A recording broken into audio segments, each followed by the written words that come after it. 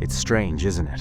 How some places seem to carry a weight, a kind of heaviness you can't explain. That's what hit me the moment I stepped into the house.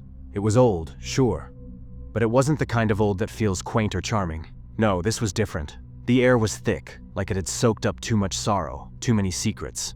Each breath I took felt heavier than the last. Claire didn't seem to notice. She never did. She was always the hopeful one, the dreamer. "We're going to make this place beautiful," she'd said, spinning around the dusty living room like she was on stage. "Just you wait, David." I wanted to believe her. Really, I did. But something about the house, it gnawed at me. The floors creaked with every step. The kind of creaks that didn't just sound old, they sounded wrong. The shadows seemed to stretch a little too far, linger a little too long. I told myself it was just my imagination, a trick of the light, a side effect of moving into a house that had been abandoned for years. But deep down, I knew better. It wasn't until the second day that we found it, the room. We had been unpacking boxes when Claire stumbled upon a locked door at the end of the upstairs hallway. "Hey, David," she called, rattling the doorknob. "This one's stuck." Stuck? No, it was locked. I could tell by the way it resisted, like it didn't want us to get in. I grabbed the toolbox and pried it open, and that's when we saw them. The walls, oh God, the walls. They were covered, absolutely covered in drawings. At first glance, they looked like something a child might create. Crude, scribbled figures with oversized heads and tiny bodies. But the faces weren't right. Each child wore a twisted smile, one that stretched too wide, too forced. And their eyes, those hollow, black eyes, seemed to follow us no matter where we stood. Underneath every figure was a name, written in shaky, uneven letters. Emma, Jake, Oliver. Claire read them aloud, her voice soft, like she didn't want to disturb something. I couldn't move. My chest tightened as I scanned the room. There were dozens of them, maybe more, all staring, all smiling. "What kind of foster parent lets kids draw on the walls like this?" Claire asked, trying to sound casual, but her voice cracked just a little. I didn't answer. I couldn't, because the longer I stared at those drawings, the more certain I became that they weren't just pictures. They were memories. The first few nights were quiet. Too quiet. No laughter, no footsteps, not even the sound of wind outside. Just silence. Then came the whispers. At first, I thought I was imagining them. I'd wake up in the middle of the night, heart racing, convinced I'd heard something, a faint sing-song voice drifting through the air. But when I sat up, it would be gone. Claire didn't hear them. Or if she did, she didn't say anything. She just kept smiling, kept unpacking, kept decorating the house like everything was fine. But I knew it wasn't. One morning, I noticed something.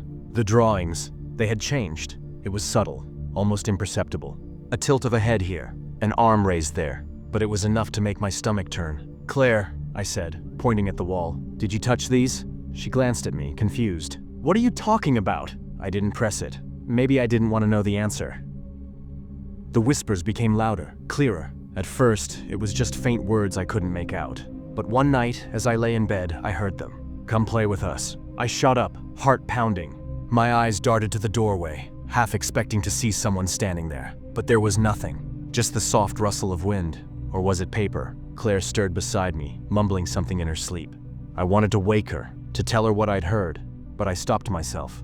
What would I even say? The next morning I found it, a new drawing. It was crude, like the others, but this one was me. My face, my hair, even the little scar above my eyebrow. There was no mistaking it. Beneath the drawing, in that same shaky handwriting, was my name, David. I stared at it, cold sweat dripping down my back. "What's wrong?" Claire asked, walking into the room. I didn't answer.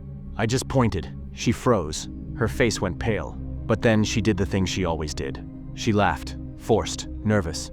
"Maybe you've got a secret admirer," she joked, trying to lighten the mood. But I could see it in her eyes. She was scared too. That night, the house came alive. It started with the whispers, louder than ever before. Then came the footsteps. Light, quick, like the pitter-patter of little feet running down the hallway. I grabbed the flashlight and crept toward the sound. My heart pounding so hard it felt like it might burst. The walls seemed to shift around me, the shadows twisting and moving like they were alive. And then I saw them. They stepped out of the walls. Their bodies were thin, fragile, like paper cutouts brought to life. Their hollow eyes glowed faintly in the darkness, and their twisted smiles never wavered. "We just want to play," they whispered, their voices overlapping, creating a sound that was both childlike and horrifying. I stumbled back, tripping over my own feet. "Claire!" I shouted. "We have to go!" But she didn't respond. And when I turned around, she was gone. I don't remember how I got out. All I know is that I woke up outside, lying in the dirt. The house was gone, completely vanished, as if it had never been there. I searched for Claire for days, weeks, but there was no sign of her. No sign of the house, until I came home one evening and saw it. A new drawing on my living room wall. It was Claire. Her face, her hair, her smile, and beneath it her name,